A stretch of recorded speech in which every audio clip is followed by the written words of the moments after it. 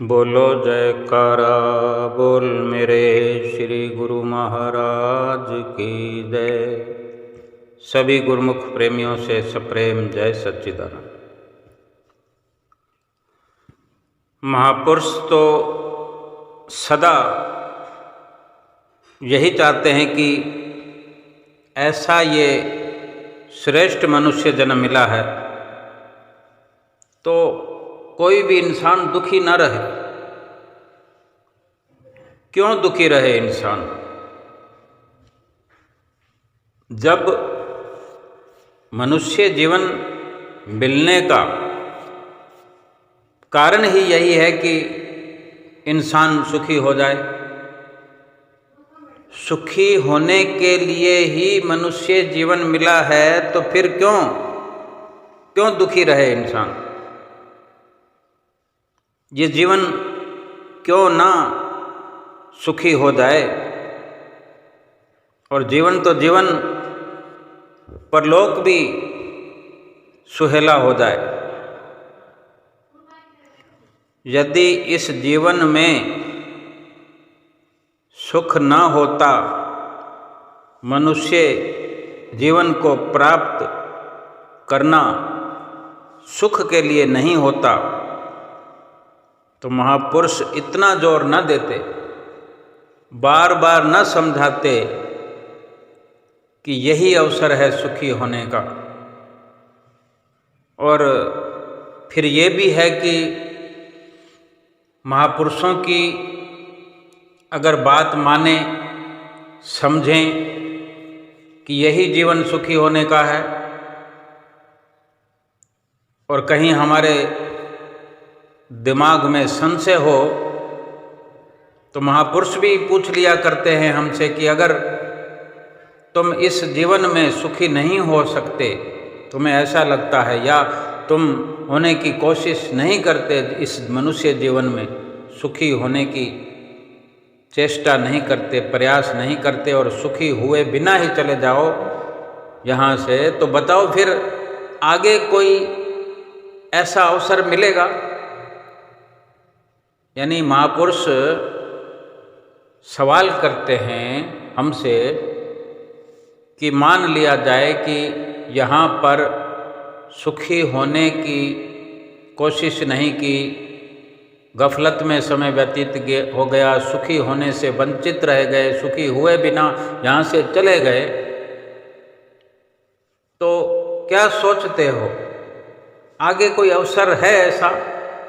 इस जीवन के बाद कोई ऐसा अवसर है कि अगर यहाँ सुखी नहीं हुए इस मनुष्य जीवन में, इस श्रेष्ठ मनुष्य जीवन में, ये श्रेष्ठ मनुष्य जन्म है जो मिला है, अगर इसमें सुखी नहीं हुए तो क्या कोई भी ऐसा अवसर, कोई मनुष्य जीवन के अलावा कोई जन्म ऐसा हमें फिर मिल जाएगा जिसमें हम सुखी हो जाएं? तो इस प्रकार से अगर जीव विचार करे तो फैसला तो खुद ब खुद हुआ पड़ा है कि अगर मनुष्य जीवन में कोई सुखी नहीं हो सकता है तो फिर क्या 84 लाख योनियों में सुखी कोई हो सकता है? हम कितनी 84 लाख योनियों को हम बड़ी अच्छी प्रकार से जानते हैं, रोज देखते हैं, रोज उनको देखकर समझते भी हैं कि किस प्रकार ये जीवन व्यतीत कर रहे हैं, वो कैसे सुखी हो सकते हैं? जो सदा सदा हर पल मोहताज बने हुए हैं, चाहे वो ताकतवर हैं, सुंदर भी हैं और अपनी उदर पूर्ति भी कर लेते हैं, अपना पेट भी भर लेते हैं, बाल बच्चों का पालन भी कर लेते हैं, अपने घर भी बना लेते हैं। छोटी छोटी चिड़ियाएँ होती हैं जो घोंसला बनाकर रहती हैं, कई प्रकार से अपने जीवन को जीने के लिए बहुत सारे जो ऐसी अवस्थाएं आती हैं दुखों वाली, मुसीबतों वाली, उनका भी यथासंभव अपनी ताकत के अनुसार मुकाबला भी कर लेते हैं। लेकिन महापुरुषों का जो इशारा है सुखी होने का, वो असल में वो सुख है, उस सुख की महापुरुष बात करते हैं, हमें वो सुख दिलाना चाहते हैं, ऐसा सुखी बनाना चाहते हैं। वो सुख इस मनुष्य जीवन में ही प्राप्त किया जा सकता है, यानी सदा सदा का सुख, शाश्वत सुख, ऐसा सुख कि फिर दुखों का मुंह ना देखना पड़े। हम रोजमर्रा के जीवन में देखें, संसारिक जीवन में देखें कि जो धन की कमाई कर रहा है इंसान इस दुनिया में, कभी संतुष्ट नहीं दिखाई देता। कितनी चाहे कमाई कर ले, कितने धन दौलत बना ले, कितनी माल मिल्कियत बना ले, वो संतुष्ट नहीं होता। यानी पूरा जीवन भी संसार में झोंक देने के बाद भी अधूरा का अधूरा, खाली का खाली ही बना रहता, जैसे कुछ नहीं है उसके पास। तो संसार के सुख जो इंसान प्राप्त कर भी ले, वो तो फिर सुख ऐसे ही होंगे जैसे कितना ही धन कमा लेने पर भी अधूरा बना रहता है, चाहना लगी रहती है कि और धन कमाऊं। सुख भी अगर ये संसार वाले सुख प्राप्त कर ले तो ये चाहना बनी रहेगी कि सुख तो नहीं मिला, सुख तो नहीं मिला। चाहे कितने ही प्रकार के सुख प्राप्त कर ले तो भी भीतर ही भीतर ये ख्याल बना रहेगा कि अभी तो सुखी होना बाकी है। लेकिन महापुरुष जो इशारा करते हैं, जो समझ हमें देते हैं, जो हिदायत हमें देते हैं, वो उस सुख की बात करते हैं जो शाश्वत है, जो सच्चा है, जो हकीकी सुख है। यानी उस सुख को प्राप्त कर लेने से फिर कभी किसी प्रकार के दुखों का मुंह नहीं देखना पड़ता, और वो सुख संसार में रहते हुए पाया जा सकता है, लेकिन संसार के सामानों में नहीं, संसार की हुकूमत में नहीं, संसार के सौंदर्य में नहीं, संसार की विलासता में नहीं है, संसार के धन वैभव पद किसी में वो सुख नहीं है। वो केवल वो सुख है मालिक के सच्चे नाम में। मालिक के सच्चे नाम में ही सच्चा सुख भरा हुआ है।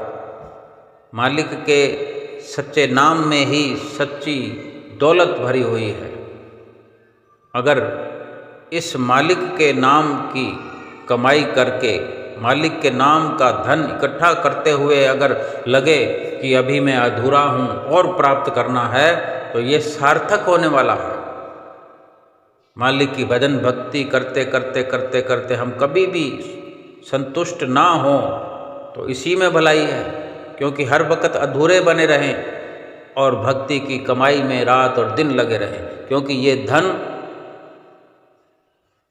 84 लाख योनियों से बचाने वाला है, भरपूर सुख दिलाने वाला है। शाश्वत सुख भगवान की भजन बंदगी में ही है। और यही इशारा सतगुरु हमें हर वक्त भीतर से भी और बाहर से भी करते रहते हैं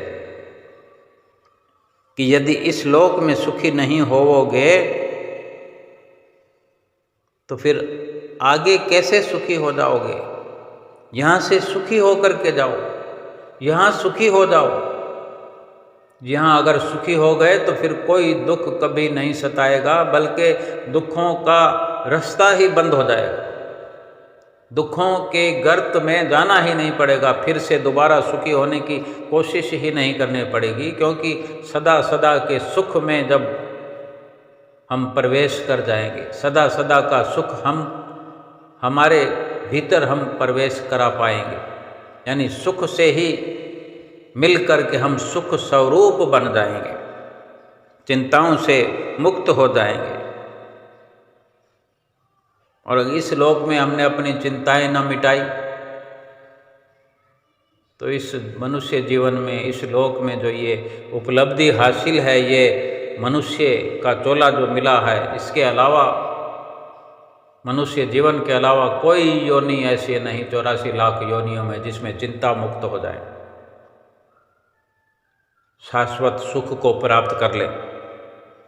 कोई भी ऐसा लम्हा, कोई घड़ी नहीं आएगी किसी भी योनि में जिसमें हम सुख स्वरूप बन सके। गुरु नानक देव महाराज जी के वचन हैं, गुरुमुख नाम जपऊ मन मेरे, नानक पावहु सुख घनेरे। कितना प्यार से समझाते हैं, गुरुमुख नाम जपो मन मेरे, नानक पावहु सुख घनेरे। अगर भगवान के नाम को हम जपते हैं, भगवान के नाम की कमाई करते हैं, घनेरे घनेरे सुख हम प्राप्त करेंगे। ढेर सारा सुख प्राप्त हो जाएगा, ढेर सारे सुख हमारे जीवन में उपलब्ध हो जाएंगे। सुख प्राप्त करने का केवल एक ही साधन है कि हर समय मालिक का नाम जपते रहो, जपते रहो। सच्चे सुख से माला माल होते जाओ, हर पल यही उधेड़ बुन लगी रहे कि जब मुफ्त में सुख मिल रहा है, फिर जो संसार दीवारों में सिर पटक रहा है, दीवार में सिर दे दे करके उस झूठे सुख के पीछे भाग रहा है, और सच्चा सुख तो मुफ्त में मिल रहा है, क्योंकि सच्चे सुख को बांटने वाले स्वयं सतगुरु हैं। ये समझ की बात है, फरमान है, झूठे सुख को सुख कहे, मानत है मन मोद, जगत चबे ना काल का, कुछ मुख में कुछ गोद, कुछ मुख में कुछ गोद। ये इंसान सुख ढूंढ तो रहा है, सुख पाने की चेष्टा में लगा है, कोशिश प्रयत्न कर रहा है, चाहता भी है, लेकिन झूठे सुख को ही सच्चा सुख समझ बैठा है। झूठे सुख को सुख कहे, मानत है मन मोद। झूठे सुखों को हकीकी सुख समझ बैठा है, ऐसी अपनी मर्जी चला रहा है, अपनी मर्जी में ऐसा समझता है कि यही मेरा लक्ष्य है और यही सुख संसार की भोग विलासता वाले, धन पदार्थों वाले, कुटुंब परिवारों वाले, यही पाने के लिए मैं मनुष्य जीवन के अंदर आया हूँ। लेकिन उसे नहीं पता, ऐसे सुख प्राप्त करने वाले सभी संसार के जीव कुछ तो काल के ग्रास बन चुके हैं, काल के मुख में समा चुके हैं, और कुछ काल की गोदी में बैठे हुए हैं। जगत चबेना काल का, कुछ मुख में कुछ गोद। ये संसार चबेना है काल का, काल चबा जाएगा। जैसे चने चबाने की चीज़ होती है और बहुत सारी ऐसी खाद्य सामग्री होती है, तो काल की खुराक वो जीव हैं,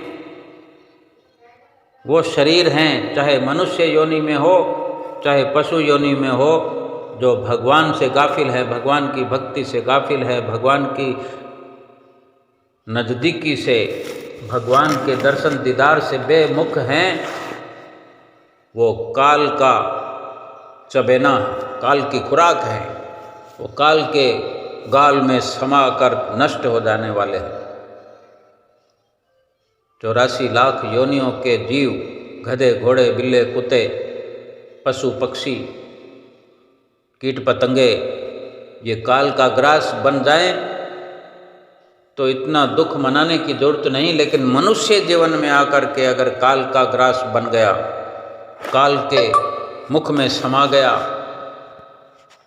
तो घना घना अफसोस करने जैसा है।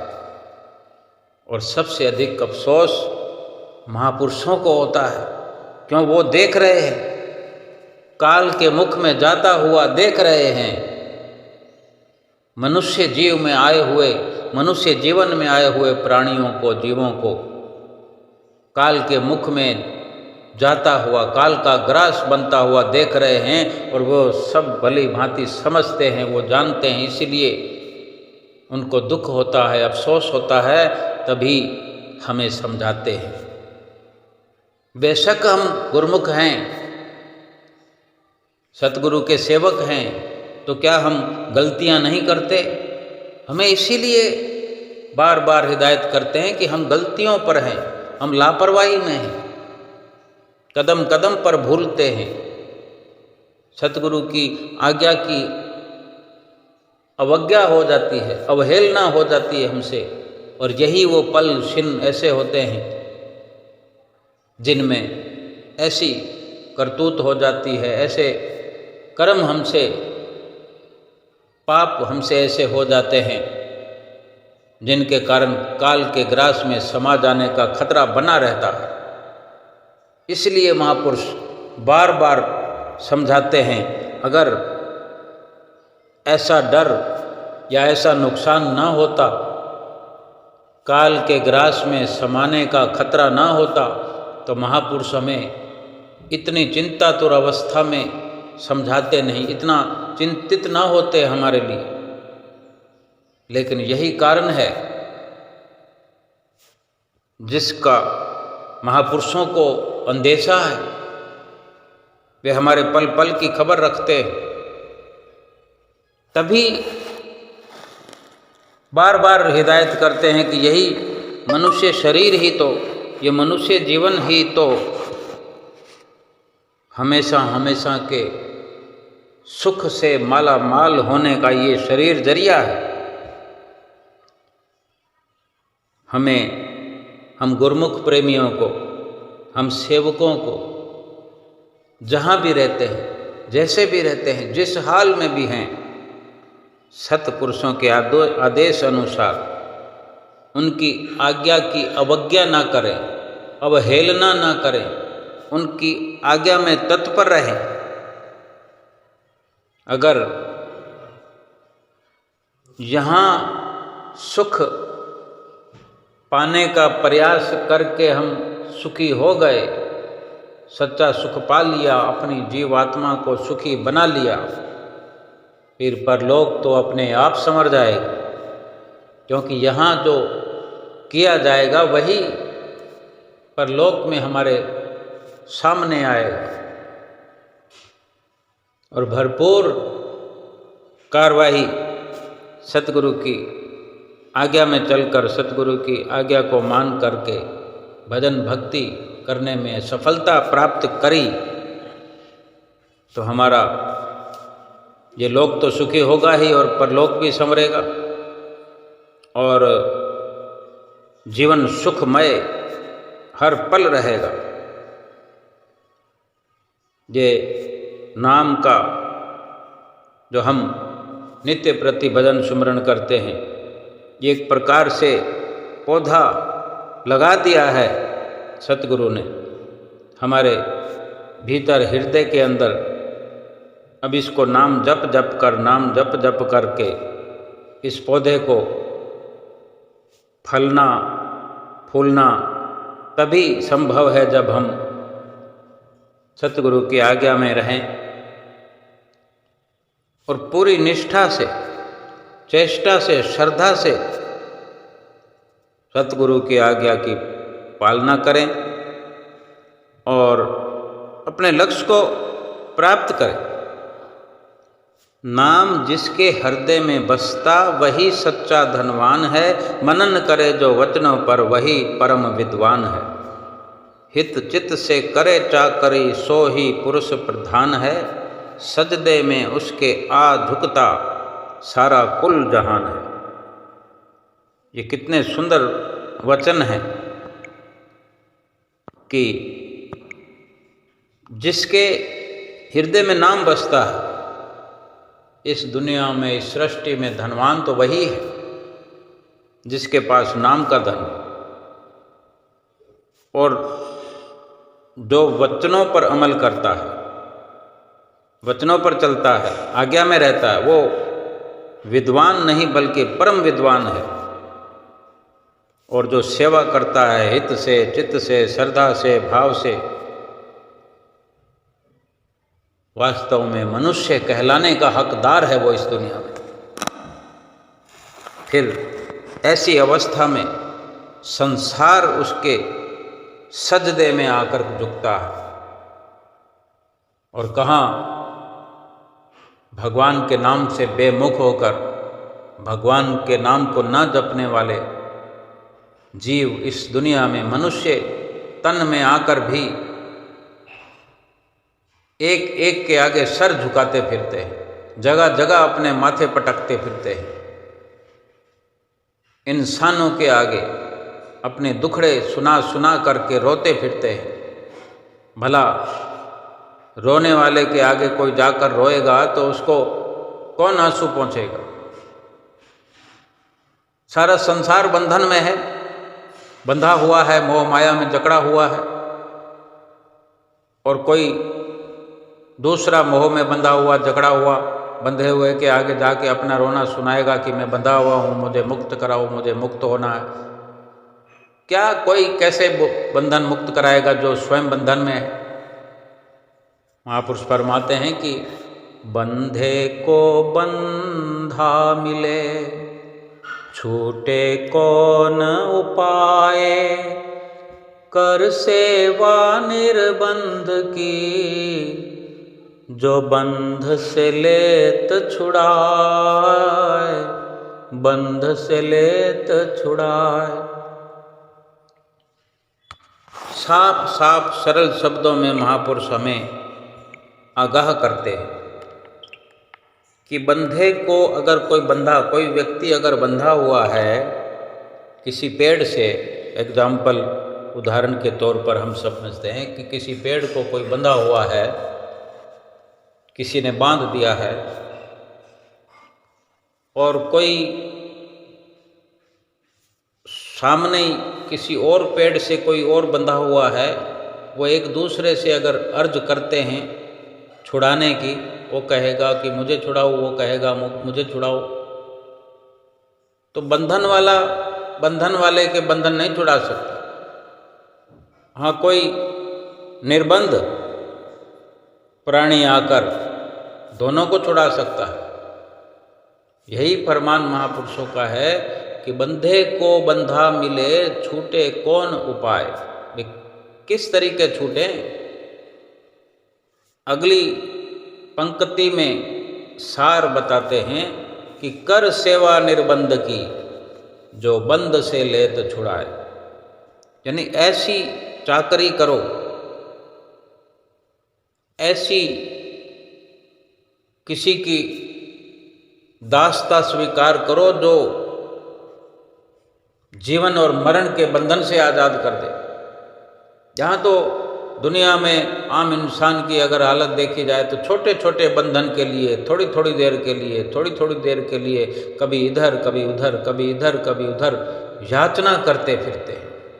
थोड़ी थोड़ी देर में बंध जाते हैं, थोड़ी थोड़ी देर में व्याकुल हो जाते हैं, थोड़ी थोड़ी देर में दुखी हो जाते हैं, थोड़ी देर में बंधन आज़ाद कोई करता है तो फिर बंधन में हो जाते हैं। यानी इतनी संसार की दास्ता में है, गुलामी में है, हर एक शय की गुलामी ये इंसान करता है, छटपटाता है, दुखी, अशांत, परेशान होता है,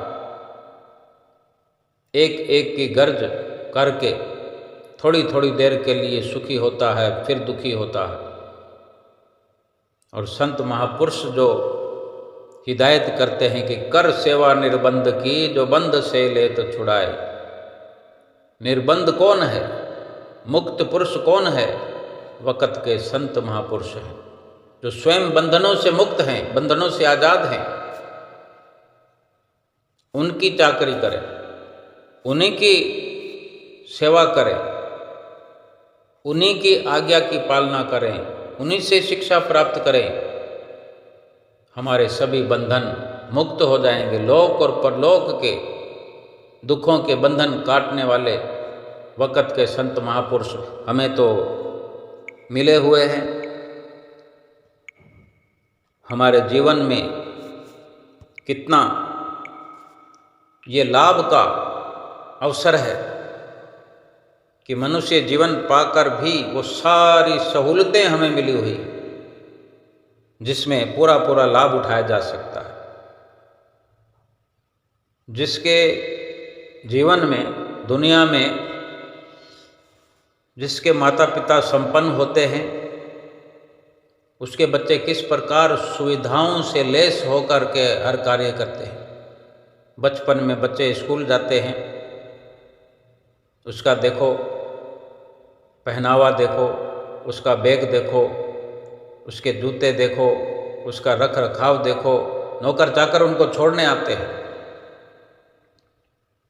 और एक साधन संपन्न नहीं होता बच्चा तो स्वयं ही फटे पुराने कपड़े पहनकर भी पढ़ाई करते हैं, फटे पुराने जूते पहनकर भी, और स्वयं चलते चलाते स्कूल पहुंच जाते हैं। ये एक उदाहरण है। बेशक वो फटे पुराने कपड़े पहनने वाले इतना आगे जाते हैं पढ़ाई करके कि उनका कोई मुकाबला नहीं। ऐसा क्यों होता है? कि उन्होंने बखूबी अपनी पढ़ाई पर ध्यान दिया। लेकिन वो तरक्की जो है, चाहे वो प्राप्त करे साधन संपन्न होने वाले बच्चे और बिना साधन वाले, वो तरक्की सांसारिक है, वो सुख सांसारिक है, वो पद वैभव सांसारिक है। लेकिन मनुष्य जीवन तो खर्च हो रहा है, श्वास तो खर्च हो रहे हैं। इसी प्रकार अगर श्वासों को खर्च करते हुए ये मनुष्य जीवन भक्ति में लगे, परमार्थ में लगे, आत्मिक लाभ कमाने में लगे, आत्मा की भलाई में लगे, आत्मा को सुखी बनाने में लगे, एक एक पल, एक एक श्वास लेखे में जाएगा। बड़े से बड़ा पद मिलना, संसार की तरक्की करना अच्छी बात है, बहुत अच्छी बात है। लेकिन नाम से गाफिल हो जाना, भगवान से बेमुख हो जाना, ये अच्छी बात नहीं है। ये बुरी बात है, बहुत बुरी बात है। संसार की तरक्की याफ्ता जिंदगी प्राप्त करके अगर 84 लाख योनियों में जाना पड़े इस दुनिया से जाते हुए, तो यहाँ की एक जीवन की तरक्की क्या मायने रखती है? फिर जन्म दर जन्म ठोकरें खानी पड़े, 84 लाख योनियों में भटकना पड़े, इतनी यातनाएं सहनी पड़े, सिर्फ यहाँ इस जीवन में हमें कोई गधा कह दे, जानवर कह दे, कीड़ा मकोड़ा कह दे, रोम रोम में हमारे आग लग जाती है। और जब कीड़ा बनना पड़ जाए, गधा बनना पड़ जाए, फिर कैसे गुजारा होगा? रोज का रोज एक जन्म कोई भी मिलेगा, चाहे कीट पतंगे का जन्म मिले, कितनी उम्र होती है लंबी, कितने दिनों का, वो बने रहना पड़ेगा। और फिर वो उम्र समाप्त होते ही दूसरा जन्म मिलेगा। गधा हो, घोड़ा हो, हाथी हो, कितने कितने सालों का जीवन होता है, कोई कम तो कोई ज़्यादा। अपना बोझा, अपने शरीर का बोझा नहीं ढो सकते, लेकिन उसका मालिक अलग से बोझा उस पर रखकर उसको डंडा मार कर चलाता है। इससे बढ़कर यातनाएं क्या हो सकती है? तब ऐसी अवस्था में न कुछ बोल सकते हैं, न कोई शिकायत कर सकते हैं, न कोई अपना कोई इलाज कर सकते हैं। अगर कोई दुख आ जाए, तकलीफ आ जाए तो कुछ कह नहीं सकते। ये मनुष्य जीवन कितना सुंदर है, कितनी व्यवस्था है, अमीर के लिए, गरीब के लिए, हर किसी के लिए व्यवस्था है, अपनी व्यवस्था कर सकता है। अगर कहीं व्यवस्था में कमी भी आती है तो संत महापुरुष फरमाते हैं कि जो नाम भगवान का 84 लाख योनियों के बंधन काट सकता है, लोक परलोक सुहेला कर सकता है, तो फिर ये लोक सुहेला होने में, लोक सुखी होने में ये सब कुछ आ जाता है कि ना तन के दुख रहते हैं, ना मन के रहते हैं, ना धन के रहते हैं। सारी की सारी व्यवस्था इस नाम रूपी धन में समाई हुई है। नाम की कमाई करके देखे, नाम कमा कर देखे, नाम से प्यार करके देखे, नाम के साथ लग कर देखे। मालिक का बख्शा हुआ ये नाम है, मुफ्त में मिला हुआ नाम है, मुफ्त में मिला हुआ ये शरीर है, मुफ्त में ही मिले हुए सद्गुरु हैं। और ये सब कुछ अनमोल है, जिसका कोई मोल नहीं है, इतना कीमती है, लेकिन मुफ्त में मिला हुआ। लेकिन हम सुकून में नहीं हैं।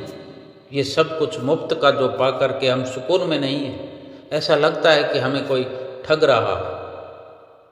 हमारे पास धन संपदा हो, संसार की पद वैभव हो, महल माड़ियाँ हो, तभी हमको सुकून मिलेगा।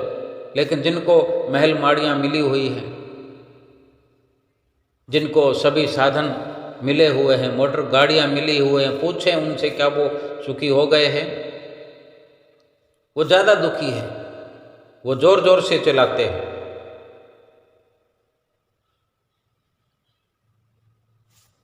महापुरुष फरमाते हैं, कबीर सब जग दुख भरा, सुखिया नहीं कोय, सुखिए केवल संत जन, जाके सतनाम धन होए। क्यों बार बार अपनी वाणियों में संतों महापुरुषों ने हर पोथी में, ग्रंथ में ये वर्णन किया कि सुखिया केवल संत जन, भगत जन,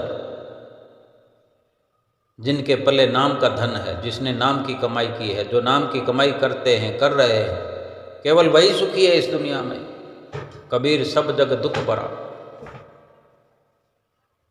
केवल भक्तों को, संतों को, नाम की कमाई करने वाले को सुखिए केवल संत जन, जाके सतनाम धन होए। बाकी कोई सुखी नहीं। तो इतनी सुख की प्रभावशाली सतगुरु की वाणियाँ सुनकर हमें अगर समझ ना आए तो फिर और कौन सी योनि में समझेंगे हम? कौन सी योनि में समझ आएगी? कान होते हुए सुन नहीं पाएंगे, आँखें होते हुए देख नहीं पाएंगे, जुबान होते हुए बोल नहीं पाएंगे, दिमाग होते हुए भी काम नहीं करेगा कि अपनी जीवात्मा का उद्धार कर ले, अपने लोक और परलोक को संवार ले। उसके लिए तो यही मनुष्य जीवन ही मिला है और इसको हम जाया करते जा रहे हैं, इसको यूं ही बेकार करते जा रहे हैं। अगर ये बेकार होता रहा तो वक़्त हाथ से निकल जाएगा, और वक़्त अगर हाथ से निकल गया फिर पछतावा रहेगा। इस जन्म में हम क्यों नहीं समझ रहे हैं? संतों महापुरुषों की वाणियों को समझना चाहिए, सुनना चाहिए, फिर समझना चाहिए, फिर अमल करना चाहिए। वक़्त बहुत है हमारे पास, हम सब के पास एक से बढ़कर एक, सब के पास इतना वक्त है कि एक बार नहीं कई बार लोक परलोक संवर जाए। लोक परलोक संवारने में कोई पूरा जीवन नहीं लगता। पूरा जीवन तो हम लगा देते हैं। अगर अभी से हम शुरुआत करें, देखो कोई डॉक्टर बनना चाहता है तो कोई एक बार में ही तैयारी करके अपने सारी परीक्षा पास करके जल्दी से जल्दी समय रहते ही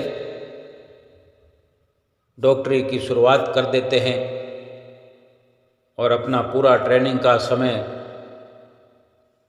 लेखे में लगा करके कम से कम उम्र में डॉक्टर बनकर बैठ जाते हैं। कोई 3 गुना टाइम लगा देते हैं डिग्री हासिल करने में, और उसके बाद में भी कुछ और टाइम लगा देते हैं सफल डॉक्टर बनने के लिए। अपनी अपनी मेहनत और पुरुषार्थ का ही फल सभी को मिलता है।